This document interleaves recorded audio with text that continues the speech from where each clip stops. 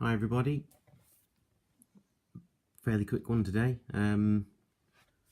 This isn't an update as such, this is for the brush and quill, Cal's WW1 sort of group paint, commemorative paint that he proposed a few weeks ago. I was a bit late coming to the party. I showed you last weekend the video. I'd only just got all the bits together for this figure. Might remember I mentioned this base plinth display was the thing I was waiting for. Well, wasn't waiting for, I just couldn't find one.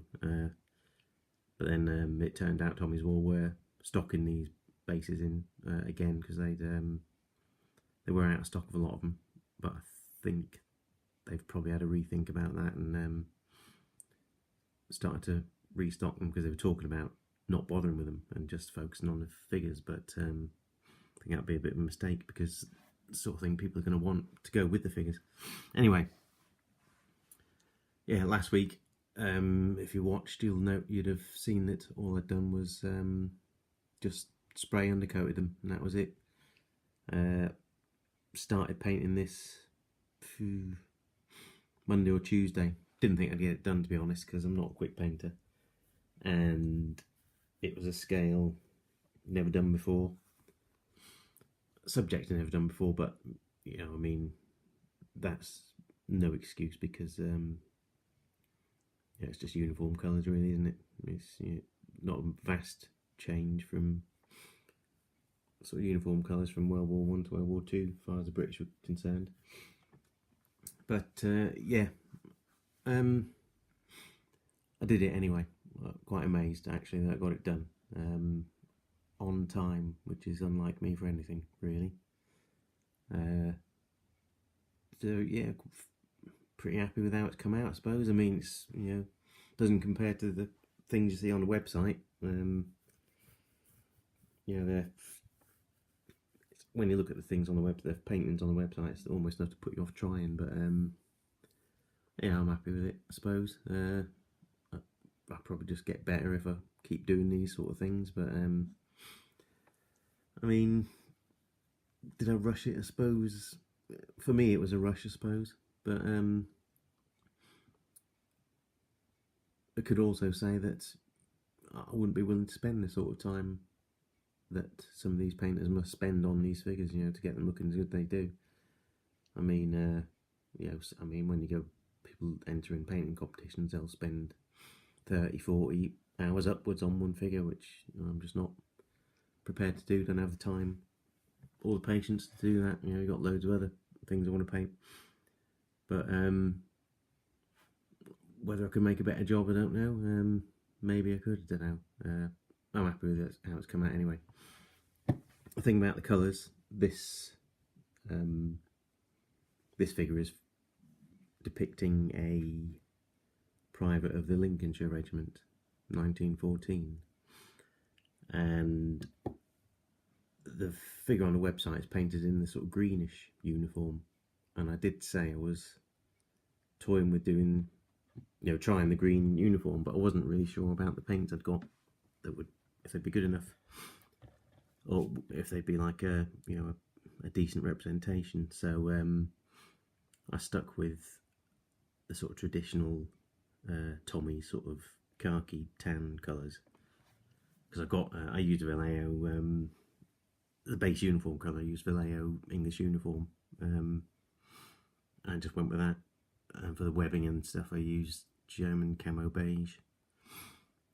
Did a bit of green, like for the putties, and I think I used olive grey for that. But I would like to have tried the green, but I wasn't sure. But since doing that, I've Tommy's War now actually do sets of paints using it's a range called Life Colour, and they've got a set of World War I uniform paints, British uniform paints, and it's got the paints that you need for the green or the khaki. So I think I shall buy a set of those at some point, because I rather imagine I'll be getting more of these figures, because they're very nice. So yeah, I'll probably get that set of paints and have a go at the green, because the webbing was is a shade of green, and it's like one that I just thought I couldn't replicate with what I'd got. So, and they've got the paint that matches the sort of webbing that came with the green uniform. So yeah, I will probably have a go at one in the greenish outfit at some point. Anyway, this fella, yeah, came out all right, I think.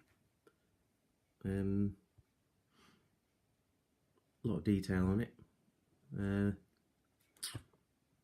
Yeah, not much to say. I mean, I was sort of umming and ahhing about a different scale on that, but I ended up painting it just the way I paint a 28mm, to be honest.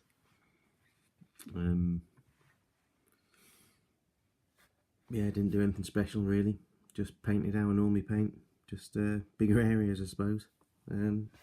Maybe it's not subtle enough, I don't know. But yeah, in the end, I'm happy enough.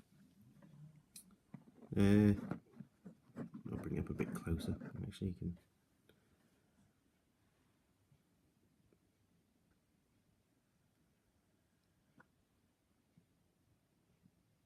I like this base. Not talking about my painting, but it's a really nice design base. I like it. Really good. Hopefully they're out of stock of like about half of these displays that they have, but hopefully they'll sort of realise that it's something they should get on with, and they'll resupply them all. I'll show you the back of it in a minute. I did something for the back. Tilt them up a bit. There you can see the sort of green I use for that. For those, I mean, might have worked for the overall uniform, I'm not sure. But yeah, I didn't want to make a mess of it. So I didn't have much time for wanting to get it done for today. So I thought I'd just stick with what I know really. But yeah, quite happy with it generally. For the back, now you can see there's a join here where the two things meet. I wanted to disguise that on the back, and I also thought it'd be nice to have a plaque or a label on it to say what the figure is and who by. So I used an MDF base, 25 by 50mm, printed a label out for it, painted the base gold, put this label on it, as you'll see in a minute. I was actually going to paint a poppy on the back of it, but when I bought a metal pin badge poppy the other day, then I had to go and do some shopping this morning, and I thought, well, actually, I'll get another metal pin badge and I'll put that on the back instead. So this is what I've done with the back. Well, I think that looks alright. Probably more effective than painting something. There we are, Private 1st Battalion, Lincolnshire Regiment, Mons, 1914, figure by Tommy's War. So at least I'll remember what it is in 10-15 years time when I'm losing my memory. I just painted the back and the side in German camo, black, brown, I think it is. Rather than solid black, I thought sort of brownish would look better. Yeah, I've just drilled a little hole in there and stuck the pin in. I've not actually glued it in, so I can take it out, because I've kept the backing for the badge if I want to have the badge on as well. So yeah, that's him.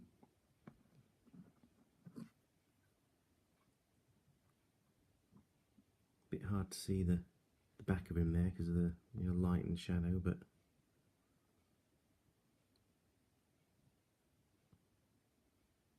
nice figure, very nice sculpting.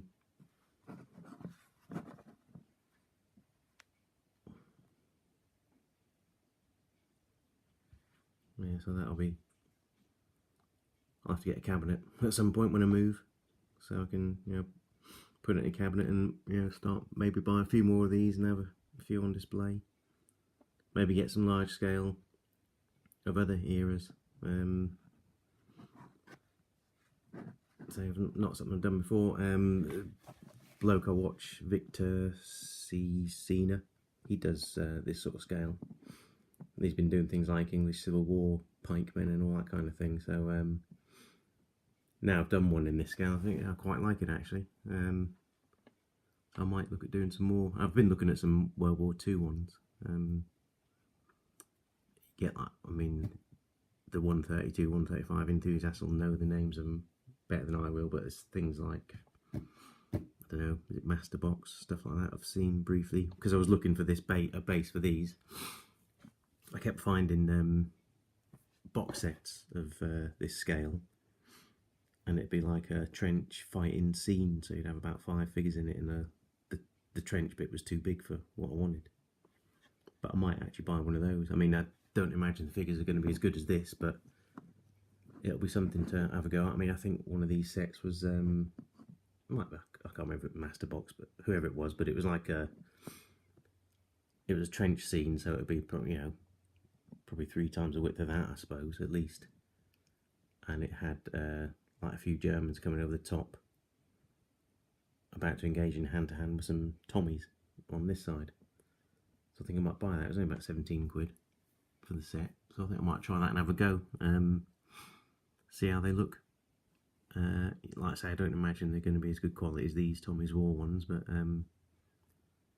it'll be something different to do. Yeah, so I quite like the scale actually, so I might do a few more. But anyway, that's it. That's my contribution to Brush and Quill's World War I commemorative paint. Hope you like it. Go and check out his channel. See what he's done. He's done a really nice one. I'm waiting to see what everyone else has done, because there's a few other people doing some. I'm waiting to see what they've come up with. Yeah, so go and check that out. Thanks to everybody watching, subscribing, commenting. I won't be doing an update this weekend, because all I've done this week is this, really. Added a few sort of base colours to some of those French Indian War figures I was doing, but nothing, you know, dramatic, nothing drastic. So this will probably be the only video this weekend. I've now got the paints I was waiting for from Foundry, so I can start doing these 3 armies Spanish that I wanted to have a go at, and actually get some French done as well. So hopefully by next weekend I'll have something to show anyway. So anyway, hope you like this. Take care everybody, and see you later. Bye.